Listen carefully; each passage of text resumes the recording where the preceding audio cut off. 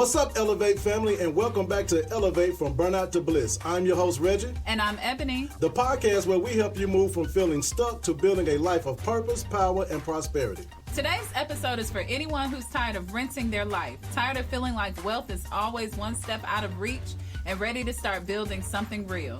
We're talking about the journey from renter to real estate owner and how that first step into ownership can change your entire financial future. Our special guest today is Camille Holmes, entrepreneur, real estate advocate, and a powerhouse when it comes to helping everyday people turn income into ownership and stability.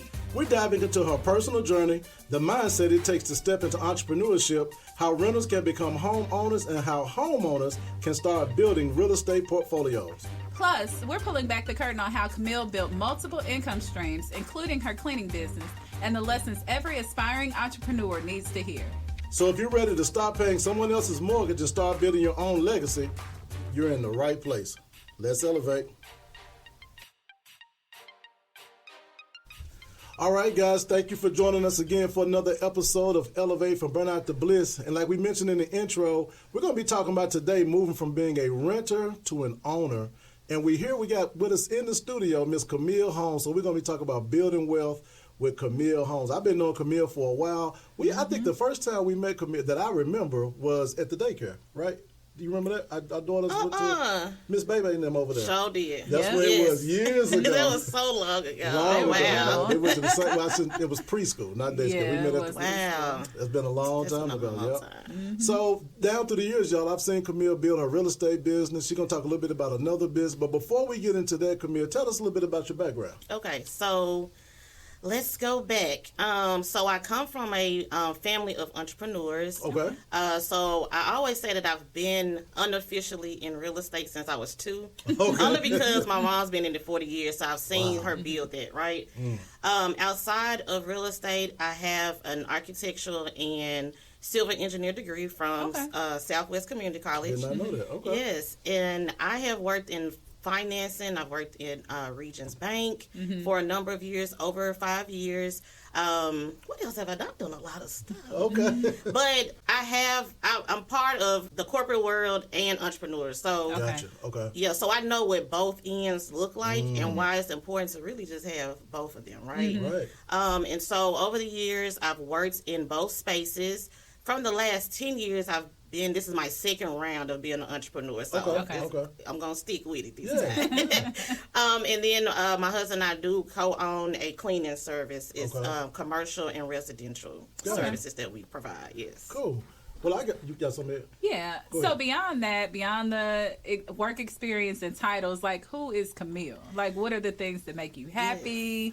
Things like that. Okay, I love that question because I think that as entrepreneurs and just people in general, we get so tied up in titles and accolades and all of that. So I go back to this book. I know I like to jump around. You're fine. But it's a book that I always keep dear to me. It's called Who You Be. And I know that that's not correct English, but it talks about who are you, like who are you for real. And so who I am is somebody that's passionate about just seeing others be their authentic self, right? I love arts. I love going to museums. I love music.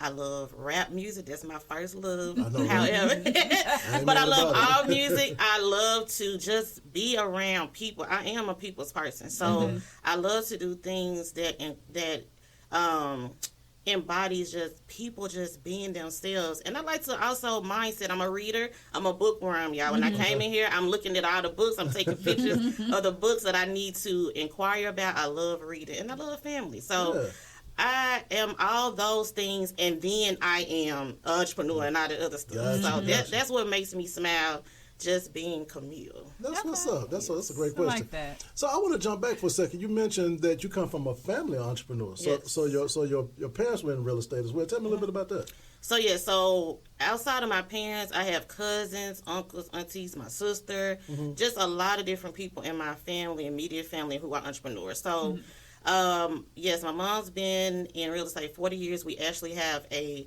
real estate school and a real estate brokerage. Wow. And so we've had that over 20 plus years. I've actually been licensed since 2006. So this year will actually be 20 years of me being licensed as a realtor. So I've seen how they've grown the business. I've seen what that looks like. And we also had a mortgage company at one point in time. Okay. So I've also worked in that industry too. So. Right. So you just been all up and through real estate. It's just in your blood. It is. It is. I tell the people, it's not on me, it's in me. Yeah. I mean, that's unique. I mean, I know a lot of people are attracted to the space, you know, especially when things are booming.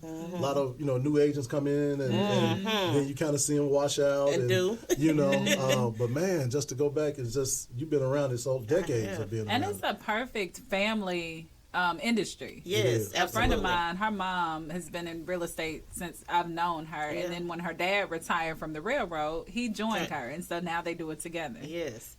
That's all right. So look, Camille, you and I talked before we started the podcast. I want to get your perspective on this. I saw a friend of mine sent me the clip where it's this wealthy guy talking about how real estate or how home ownership is not a good investment.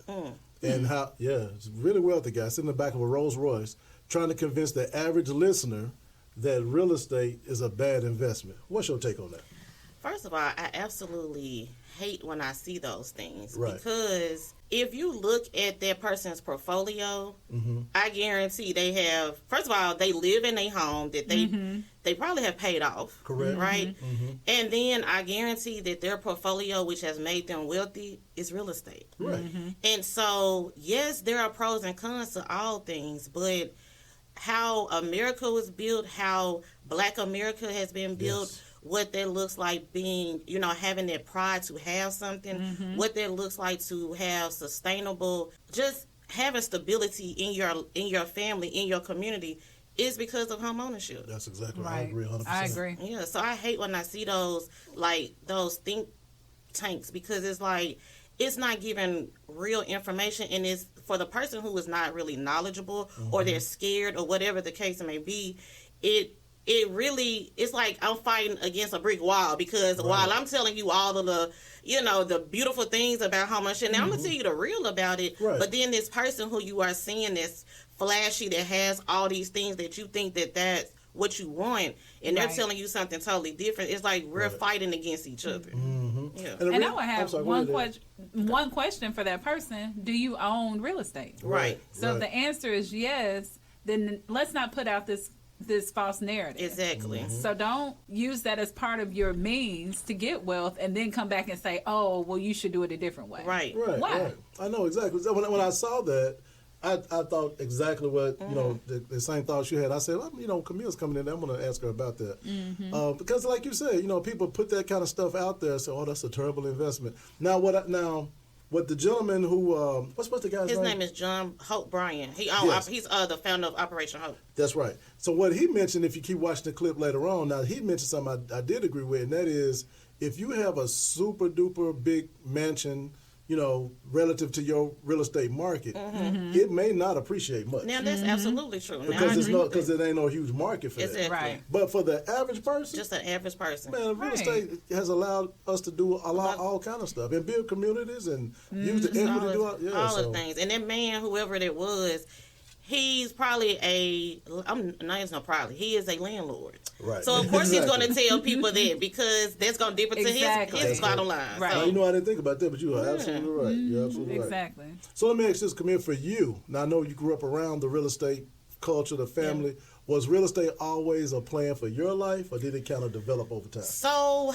I would say, as a child, not really. Okay. You know, it's kind of one of those things. I'm sure being that your daughters have grown up in the business, they like, I don't want to have nothing to do. Oh boy, you couldn't have said that any better. Because that's my sister. She always say, like, I never want to be in real estate. I'm a homeowner. That's all y'all getting from me. Like, because we were in the trenches, you know, at the office at 12 midnight and all those things, right?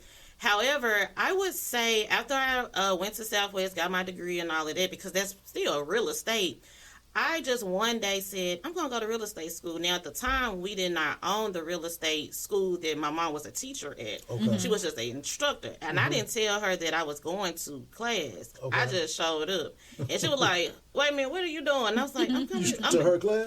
Okay. Yeah. And she was like, huh? What in the world? And so I was like, you know, I think I want to do this. And so, I mean, now, I think people make assumptions like, oh, your mom was the teacher, was easy. No, y'all don't know need you ready. No, man, Right. no, absolutely not. You gonna get it, you gonna grind, you gonna do your part. So it was probably already embedded as a child, and I've loved just parts of real estate. Like I enjoyed when I was a loan processor. Like it was parts of real estate that I enjoyed. So it was probably already in me. Right. And then I just stepped out and did it. Just stepped out and did it. That's all right. Yep. So what I know you said you just stepped out and did it, and there were parts that you enjoyed, but the initial thought, like I want to do this, like what was don't know. that? I have no clue. I don't even remember like.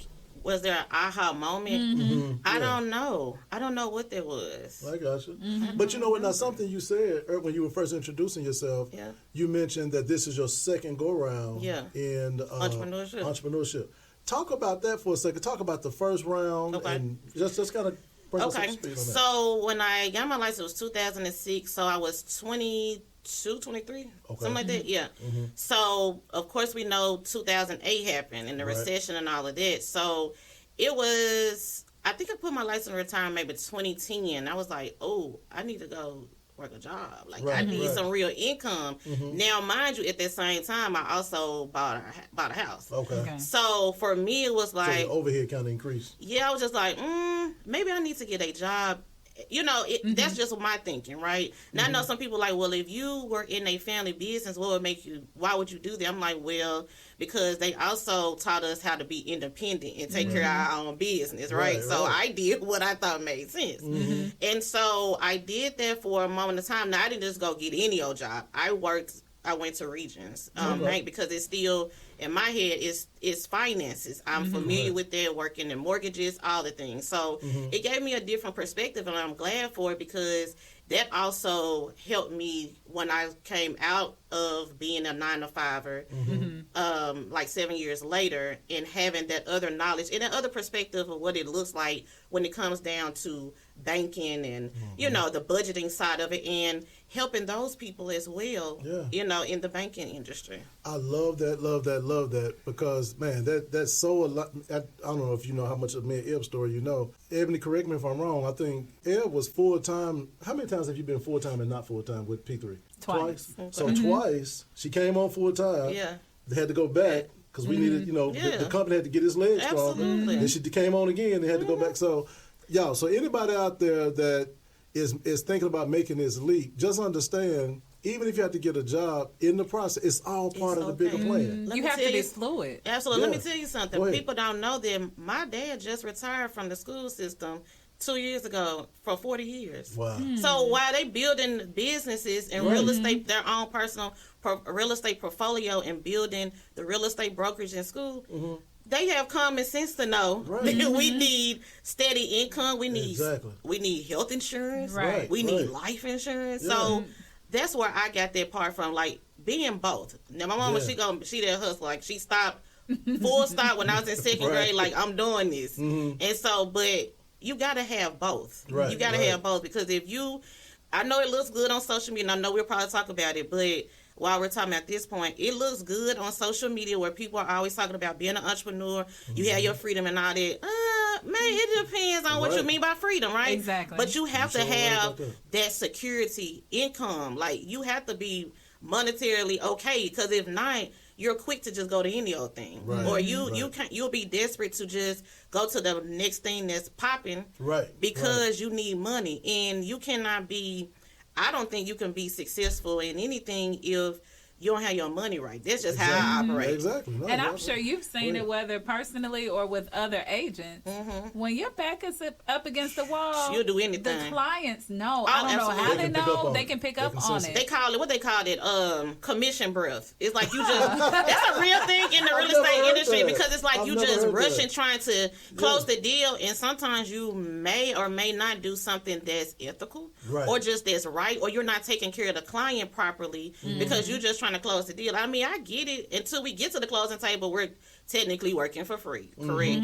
But at the end of the day, if you know that your bills are paid, I just know for me, my mindset is just different, and I'm not so quick to take a client that's not the right client. Exactly. Either. Right. Mm-hmm. So Man, commission, bro, I ain't gonna never forget that. I've never heard that before. that's a thing. Yeah, it's a That's real funny. thing. That is so It's a real funny. thing. Go ahead, Ed. What about some challenges that you had being in this industry, maybe being a female in the industry? Is that even a thing? Like, is there any difference between male and female in the industry? I haven't encountered it. I would say what you could probably encounter as something to work on is the up and down of, because real estate in some way is affected by the economy, right? Absolutely. Interest rates, loss of jobs, just all of the things, right? And so I think that knowing that this is something that you really want to do, and know that sometimes one transaction may take 30 days while another one may take 6 months. And staying ahead of the game, going to different classes, networking, all those kinds of things, that's what I have seen from students that have come through our school, or just in general. Like you said, a lot of people have come into the industry like around the COVID era because they saw people they like, oh, you cutting Houses paper. flying off the shelf. And right, but at the same time, they don't know the background of what was going on, right? Like, we've had students who, let's say, for instance, they were a client of ours, right? And they're like, oh, I want to go to real estate school because when they look at that, at the documents, the closing documents, they see how much commission it is, right? Oh, I want to go to real estate school. Okay, wonderful. Go to our school, go to somebody else's school, whatever. But once they get in there, they're like, oh, wow, this is more. Yeah, and then once they pass and they get their license, they also see, oh, it's a lot of work that I didn't know that you did for me on the back end. Exactly. I just looked at that you may just open the door, or you just, but you don't know, you don't know all the other things that we did that we did not express to you, because you just want to get to the closing table. Now, if it was something that we needed to tell you, but we're working continuously overnight, all kinds of things. So I think that people need to know that this is something they really want to do. Absolutely. And you got to know your craft. So if you're only exposed to one piece of it, to your point, you don't know all of it. So how about research what all it takes first, then decide if that's a career path for you. Absolutely. Guys, let me jump in here real quick. We right up against a break, but y'all stay with us through the commercial break while we continue to talk about building wealth with Camille Holmes, going from renter to owner. We'll be right back. Remember, it's time to elevate. This episode of the Elevate podcast is brought to you by P3 Wealth Management, a registered investment advisory firm registered in the state of Tennessee. Whether you're investing, preparing for retirement, or creating a lasting legacy, our team is here to guide you every step of the way. At P3 Wealth Management, we turn your financial goals into a strategy, so you can focus on living the life you worked hard for. Visit p3wealth.com to schedule your consultation today, or call us at 901-209-4015. That's p3wealth.com. Plan, protect, and prosper.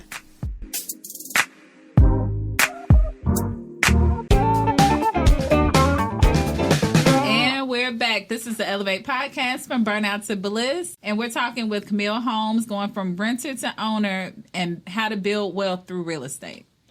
So in the first segment, we kind of talked about your background and what brought you into real estate, the fact that you are from a family of real estate investors and owners. And now let's get down to your niche, like what you love about real estate. Yeah, let's do it. Okay, so Camille, you mentioned that right before in the first segment, I heard you say that you work with, no. Do I think the way you put it is that some people are scared to take that leap into being a homeowner? Yeah. Talk a little bit about that. Yeah, so the majority of my clientele are first-time home buyers. And what I found is that they are scared for a number of reasons. It could be, most of the time, it's just lack of knowledge. They don't know that they can actually afford it, or they're listening to others in their circle group or their family, your dynamics. And the bigger part is that social media. That's because it's so much information that you literally can be kind of overstimulated, I feel like, with so much knowledge, whether it's real or not, you know. So I think that's what makes people scared. And sometimes I hear these horror stories that don't even apply to them, Right. Or may not apply at all, or even bad experiences. Exactly. My mom had a bad experience the first time she bought a house, and so that she actually said, "I'll never buy a house again." I mean, that's not the case. Right. That's how she felt at the time. My grandmama did too. In 19. When did my mom said she bought a house? Let's just say it's the 1960s. Right. Well, we already know there was so much racial things. And they still go on now, but that's a whole nother story. But for real, it's in your face, right? And so if she did not do that, then she wouldn't have been a homeowner, and to produce her children to want to be homeowners and things like this. So I think that if you be the one to step out, even if you're fearful, just do it. Yeah. So come here. Do it scared. There you go. That all the time. Absolutely. That's how I operate. Yeah, me too. I be scared all the time. Just do it, get right. Just get up and do it. Knock it out.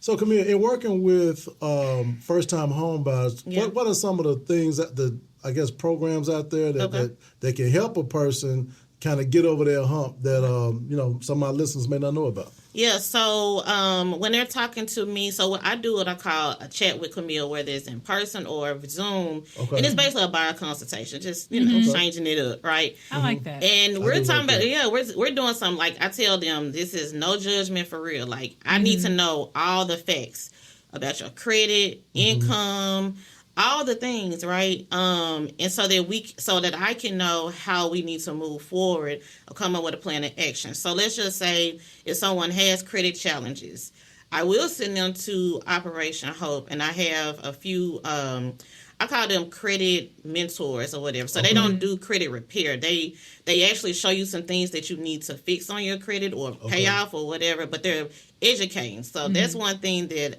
I feel like if you do credit repair, you need to educate them, because it's easy for you to give somebody $1,000 to fix your credit, but if you don't know what they did or how to keep it like that, then it's just a hamster where you just constantly giving somebody some money. Same situation, Right, and then there's another nonprofit here called Rise Memphis, and they also help with that as well. But they have a program where they also help you save. So it's like they'll match money or whatever. So I have mentors there that I connect people with when they have credit challenges. As far as the money part, that's a bigger issue, I would say. And it's not even just low income buyers. Even our higher income buyers have not saved money. They don't have even $1,000 saved up. Wow. And they making, in a 2-person household, they may be making $80,000 a piece, and they don't have no money saved up. And then when I tell them that you got to think about it like the lender, right? If you asking them to borrow $300,000, $350,000, and you don't have nothing saved up, how they look? Would you let somebody borrow money for you? Like, so I say it just like this for real, because it's the truth, right? So I talk to them about how you need to save something. However, there are down payment assistance programs that I will tell you about, and the lender does that because that's part of the lender, but I know what they are, right? Then I have some lenders who have what we call in-house money, where it's outside of like the city of Memphis or Shelby County or I think it's United Way or not United Housing have money, right?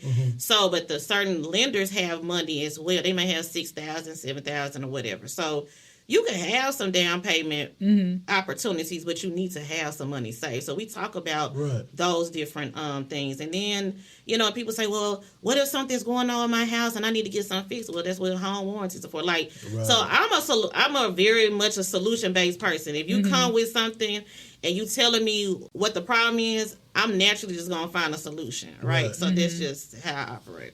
So y'all, listen up now. So if you are a first-time home buyer, or maybe your child is, and it sounds like if they need a little more hand-holding than maybe what another agent is willing to give, it could sound like to me Camille's your person. I am that girl. She gonna give you that hand-holding you need to get you through this process. Now, if you want to be, if you want to play the game of real estate, now I don't beg people to become get in real estate, but if you're ready to make if you just want to have the conversation, you may not even be ready right now. But if you just need to know what's going on with your situation, let's have a conversation. So let me ask you a question. Why are you so passionate about taking people from being a renter to a homeowner? Yeah.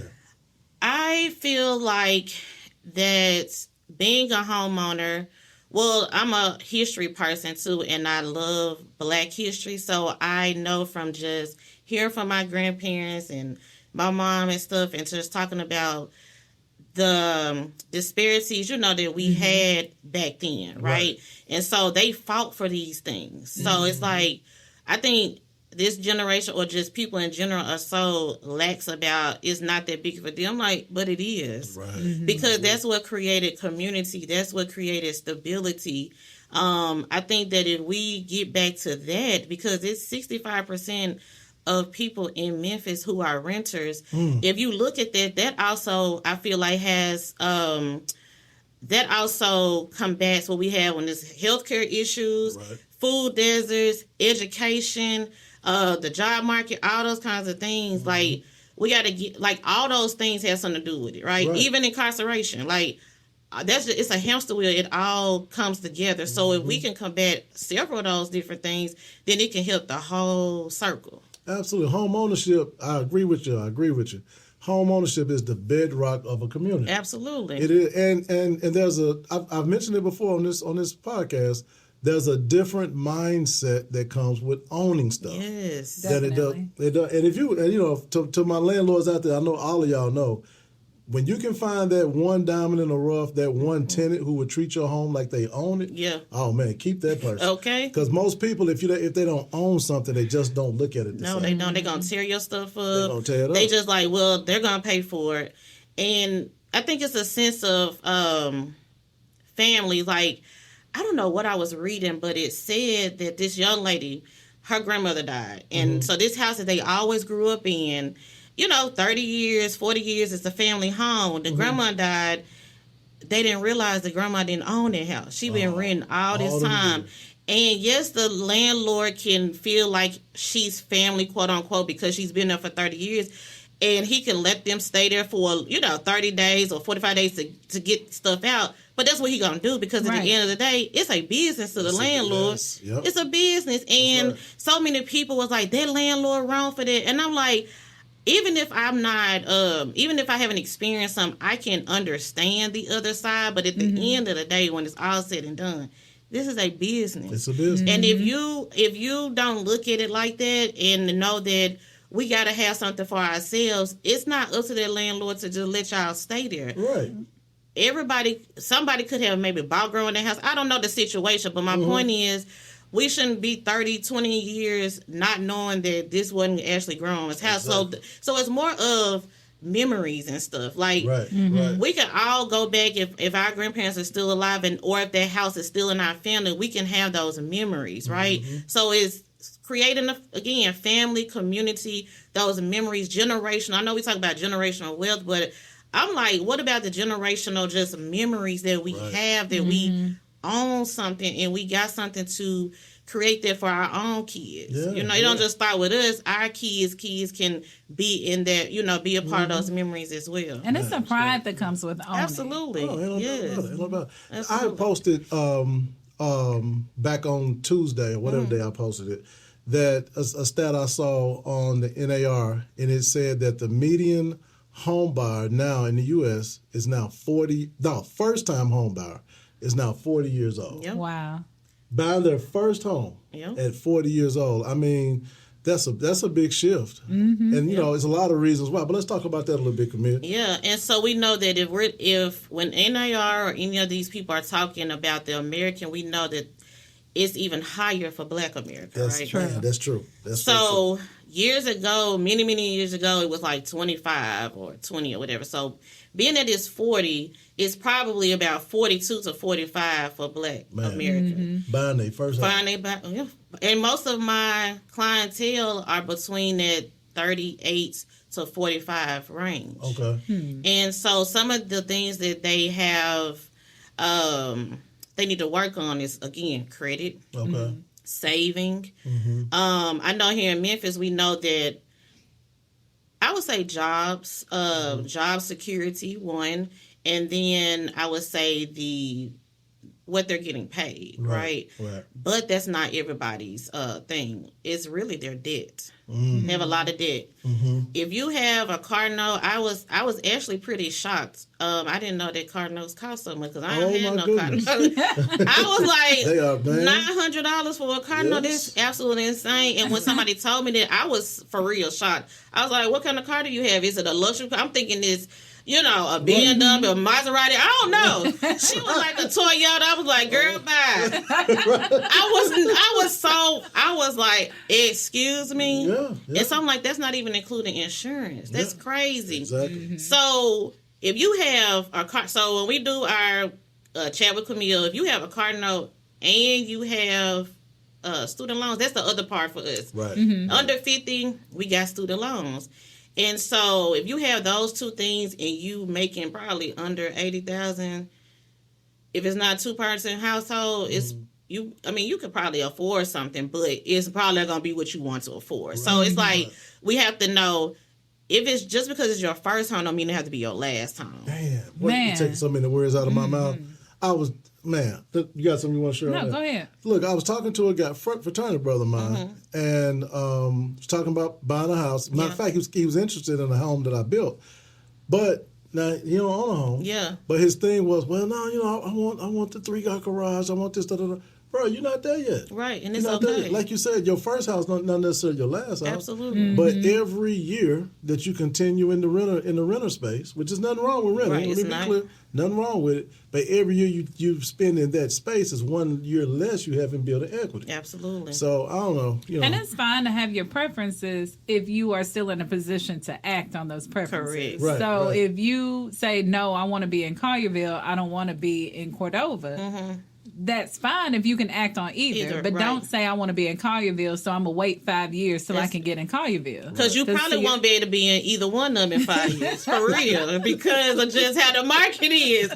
It's just for real, because I'm just looking at before COVID, because I always tell people, if you paid attention only during COVID, that's not real. That wasn't real life. Like, you know, so just get that out of your head. And I have with to investments too. Oh, absolutely. That's a whole nother thing. But yes, I have to tell people, just get that out of your mind, right? That was just really the Twilight Zone. I don't know what that was, but that was not real, right? 2% interest rate. That was crazy. And people say, well, I'm waiting till that happen again. I'm like, you're going to be waiting for the rest of your life. When I saw an article that it was Forbes, I think, and I posted it a while back, but it said the average American, they rent for 10 to 15 years and they have spent $300,000 What? before they buy a home. And I said, that's crazy. When you see when people just say I've been renting forever, but when you see numbers like that, it's like you could have put that same money into your own home and it could have either been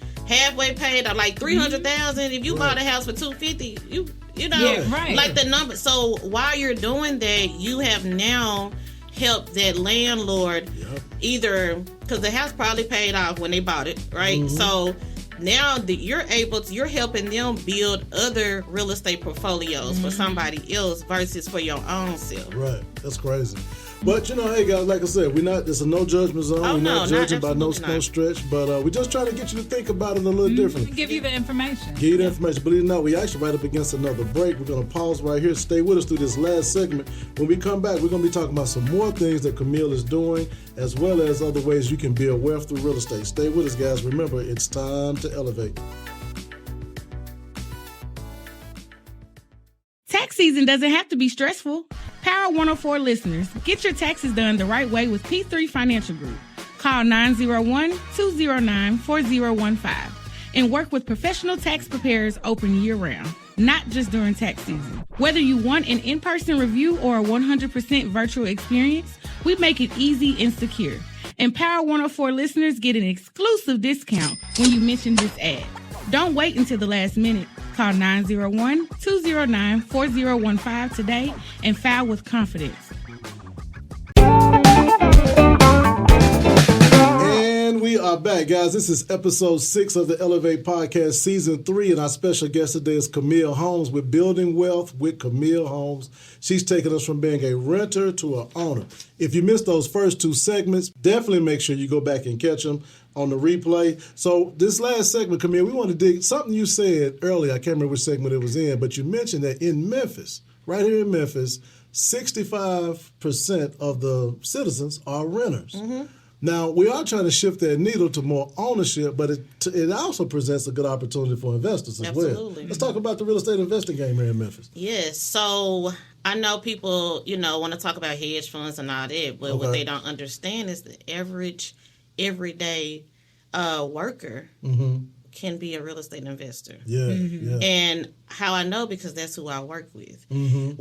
Even if they're out of town, they're not hedge fund. They're just regular people that are working and see opportunities. Right. So I think that what helps for people to shift their mindset is when they see opportunity. Mm-hmm. Okay. Even if you say, I don't necessarily want to live in the property, I'm okay with, I'm fine either way, but I think that people just should own real estate, right? Yeah. And so being an investor in Memphis is a great opportunity. That's why we see people from out of town that sees it, right? Yes. But then there are people right here in our own city who also understands opportunity, and they're quietly buying properties every single day. Why that is great for a first-time investor is because you can find a property under $100,000, Sure and sometimes they may just need minimal repairs, and that's how you can get started. So it doesn't really take a lot. As well as I have homeowners who have decided, okay, I want to buy my next home. I've had some homeowners that actually moved, because I know people say, well, I don't want to buy a house because I'm going to move. Okay, that's fine. Buy your house, and then we can help you move on, right? Yeah. And so I've done that before, where they bought a home and then they moved. And so now they became a landlord, and we put people in the property, because we actually do property management at our firm as well. So we help. So when 9 times out of 10, if I'm helping that investor with a property, we end up doing the property management. Gotcha. That's kind of how that works. So, y'all, hope everybody heard that now. Her company also does property management. I get a lot of texts and calls. Hey, do you know a property manager? I do.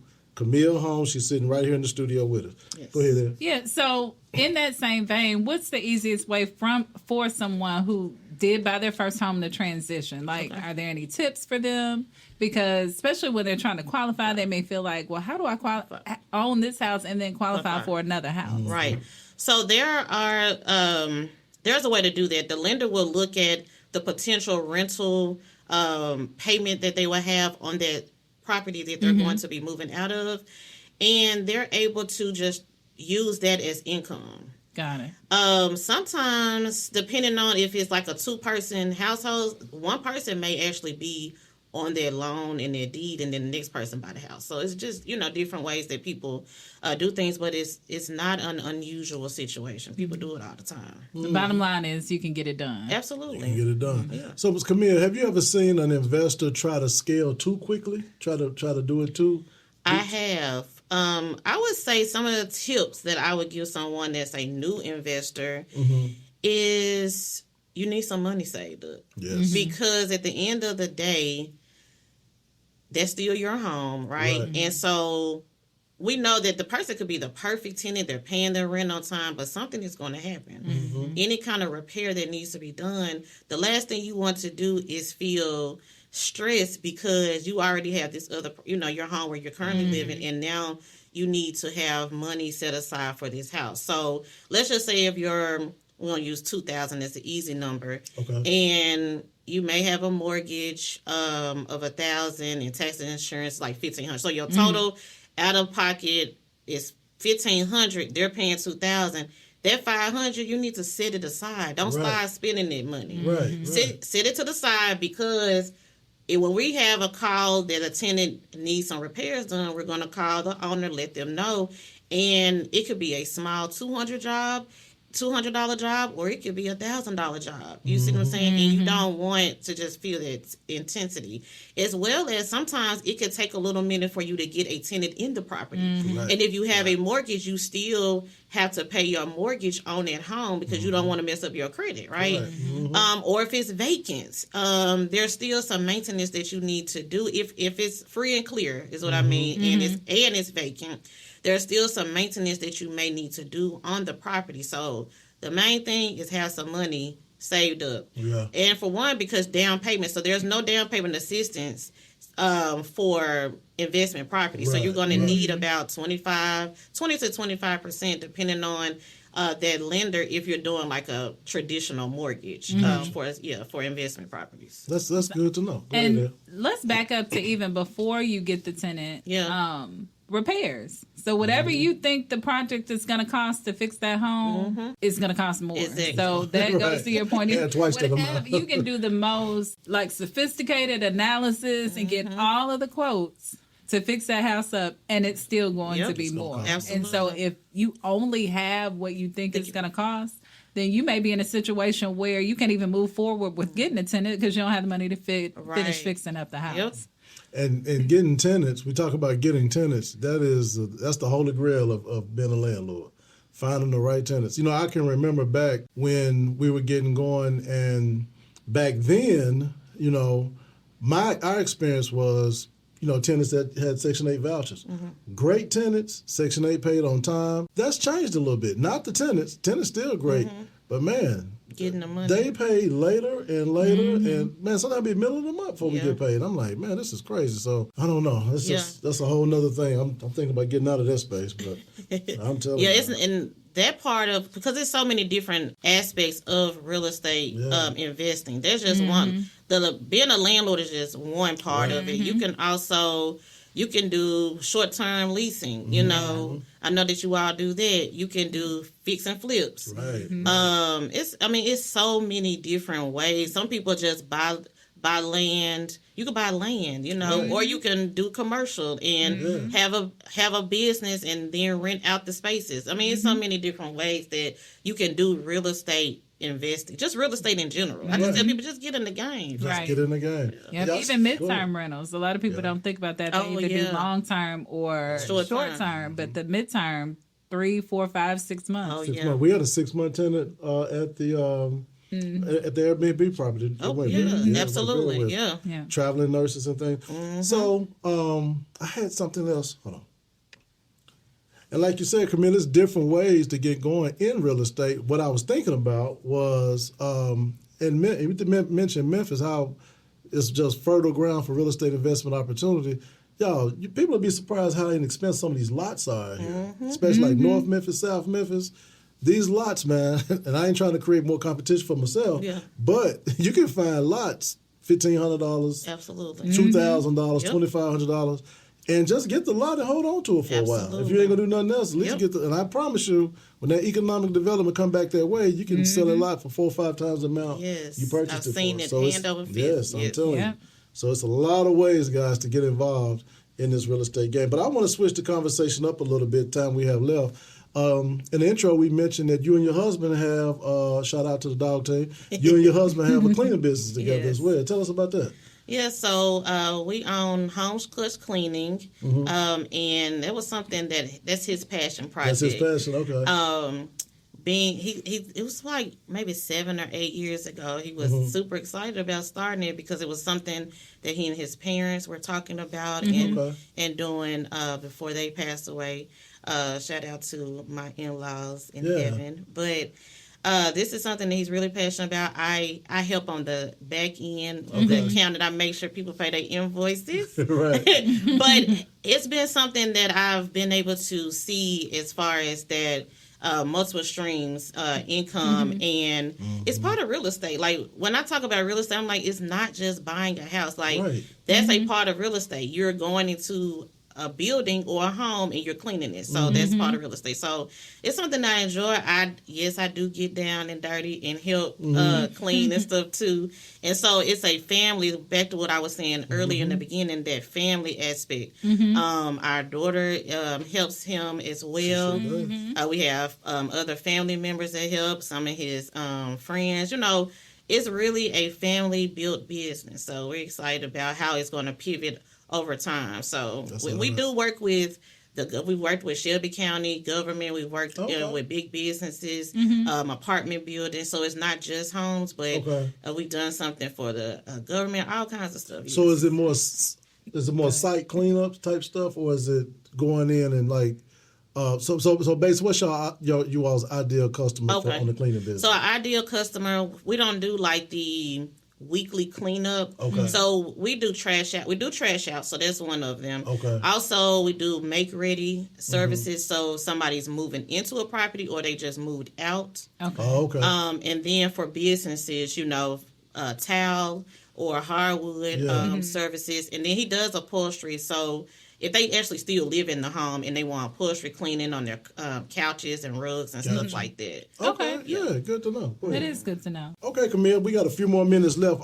One thing I want to say to what you just said is that we've used you all's cleaning service, and Gary and your daughter did come early in the morning. Yes. Early in the morning. They are early risers. Knocked it on out, man. So y'all definitely reach out to them for that. So one more thing I want to do on the real estate tip is that, so I got a lot of listeners who, again, mid-career, not really ready to retire, but they kind of see that what they've done so far as retirement is not going to quite get them over the hump. And a lot of times I tell them, hey, you might want to think about adding real estate. You don't have to be, 20, 30 properties deep, but just a couple of properties can make a difference. Talk about that, Camille.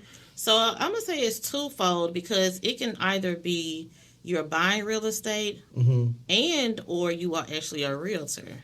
Because some people, I see a lot of people that transition, like you said, mid-career, whether they are nurses, teachers, like it's so many people, you'll find there's so many people that actually are licensed or they are thinking about it and they want to segue into entrepreneurship as their retirement.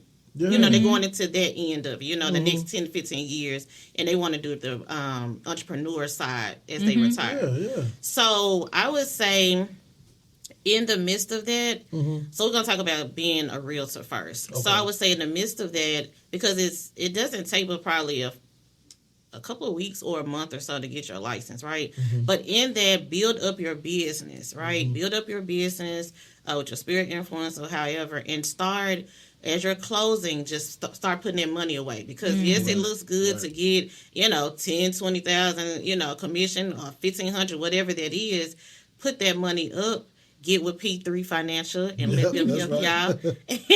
And just put that money up while you're building your business. At the same time as you're doing it, which is what I'm going to start doing, is when I have those closings, buy real estate, right? So it's not necessarily touching maybe you're using your job as the leverage that you need, to get financing and stuff, but you can use your business to buy it, the money part of it. It makes all the sense. And so it's kind of like a twofold. If a person's like, well, no, I don't want to be a realtor, but I just want to be a investor, same difference. Use your job, that leverage. You can pull money out of 401k or your investments and things like that to buy property, starting with just one property, or it could be a duplex or a quad or something that's small, but you do it based on whatever what your dreams are. Start, and I say not start small, but start realistic. Be realistic with what your finances are right now. So if that means going to the land bank, for example, and buying, like you said, that lot that's 1,500 or 500 or whatever,